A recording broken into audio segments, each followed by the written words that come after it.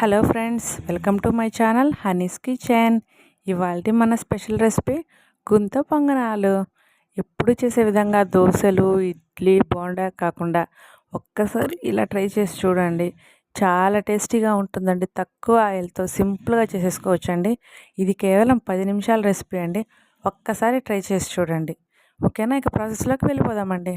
దీనికోసం మనకు 2 medium size ఉల్లిపాయలు, 2 రెమ్మల కరివేపాకు, ఒక పెద్ద పచ్చిమిర్చి, అలాగే పచ్చిశనగపప్పు, ఇంకా 2 గంటల దోసపిండి కావాలండి. దోసపిండిని బాగా కలుపుకోవాలి. ఎక్కడ గట్టిగా అనేది లేకుండా సాఫ్ట్ స్ట్రక్చర్ వచ్చేంత వరకు బాగా కలుపుకోవాలండి. ఇప్పుడు దీంట్లో మనం ముందుగా కట్ చేసుకున్న పచ్చిమిర్చి, అలాగే సన్నగా కట్ చేసుకున్న కరివేపాకు, అలాగే సన్నగా కట్ చేసుకున్న ఉల్లిపాయ ముక్కలు, పచ్చిశనగపప్పు అనేది 15 నిమిషాల పాటు కడిగి నానబెట్టుకున్నానండి. ఇది ఒక 3 టేబుల్ స్పూన్ల వరకు ఉంది. దీన్ని మనం బాగా కలుపుకోవాలి. మరి దోశ పిండి అంత లూజ్గా ఉండకూడదు, బోండా పిండి అంత గట్టిగా ఉండకూడదు, మీడియంగా కలుపుకోవాలి. అలాగే దీంట్లో 1 టేబుల్ స్పూన్ వరకు సాల్ట్ వేసుకోండి. మీ రుచికి సరిపడా వేసుకోండి. నాకైతే 1 టేబుల్ స్పూన్ వరకు సరిపోయిందండి. ఈ స్ట్రక్చర్ వస్తే సరిపోతుంది. దీన్ని ఇలా కలుపుకొని ఒక 10 నిమిషాలు కానీ 15 నిమిషాలు కానీ నానబెట్టుకుంటే సరిపోతుంది. ఇప్పుడు మనం గుంత పొంగనాలు చేసుకునే బాండి పెట్టుకొని దీన్ని కొంచెం వేడవనివ్వాలి. ఇప్పుడు మనం ప్రతి దాంట్లో కొంచెం కొంచెం ఆయిల్ వేసుకోవాలండి.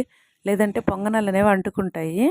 అంటుకోకుండా ఆయిల్ కొంచెం వేసుకోవాలి. ప్రతి దాంట్లో వేసుకొని అప్లై చేసేసుకోవాలి. ఇప్పుడు మనం దీన్ని పెద్ద గంటతో వేయకూడదండి. స్పూన్తో వేసుకుంటే మనకి ఎంతెంత కావాలో సరిపోతుంది. చూడండి, 1 స్పూన్ వేస్తేనే ఎక్కువ అయిపోయింది. అలాగే ఒక్కొక్క దాంట్లో కొంచెం కొంచెంగా వేసుకుంటూ చేసుకోండి. ఫస్ట్ టైం చేసేవాళ్ళైతే చాలా జాగ్రత్తగా కొంచెం కొంచెం వేసుకోండి. లేదంటే పిండి అనేది పైకి పొంగొచ్చేస్తుందండి.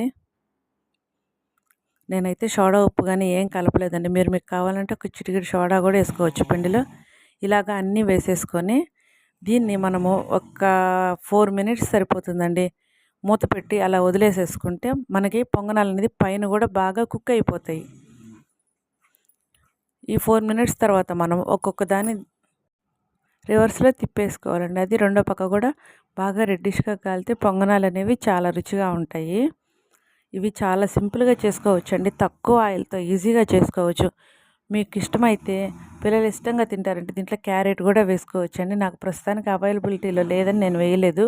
మీరు వేసి పెట్టండి. పిల్లలకైతే చాలా హెల్తీ అండి. క్యారెట్ తురుము వేస్తే దీంట్లో మీరు అసలు వేసినట్టు కూడా తెలియదు. టేస్ట్ అంత బాగుంటుంది. ఇలా ఒక్కొక్కటిగా మొత్తం తిప్పేసుకుందాము. చూసారు కదండి, మన పొంగనాలు అనేవి రెడీ అయిపోయాయి. వీటిని ఒక్కొక్కటిగా తీసుకొని సర్వింగ్ బౌల్లో తీసుకొని సర్వ్ చేసుకుంటే మన పొంగనాలు అనేది రెడీ. ఈవినింగ్ టైంలో పిల్లలకి స్నాక్స్ లాగా చేసి పెట్టండి. చాలా ఇష్టంగా తింటారు. వీటి రుచి కూడా చాలా బాగుంటుంది. అలాగే చాలా హెల్దీ. మీరు వీటిని దోసపిండితోనే కాదండి, ఇడ్లీ పిండితో అయినా చేసుకోవచ్చు. ఏది అవైలబిలిటీలో ఉంటే దాంతో చేసుకోవచ్చండి. ఇడ్లీ పిండితో చేసిన టేస్ట్ అనేది ఇదే విధంగా వస్తుంది. దోసపిండి, ఇడ్లీ పిండి ఏ పిండితో అయినా చేసుకోవచ్చు. వీటి రుచిలో ఏ మాత్రం మార్పు ఉండదండి. వీటి టేస్ట్ అనేది అంత బాగుంటుంది. మీరు కూడా ఒక్కసారి మీ ఇంట్లో ట్రై చేయండి ఫ్రెండ్స్. ఓకే అండి, మా వంటలు కనుక మీకు నచ్చినట్లయితే ప్లీజ్ అండి మీరు మా ఛానల్ని లైక్ చేయండి, షేర్ చేయండి, అలాగే సబ్స్క్రైబ్ చేసుకోండి. Okay friends, thank you all.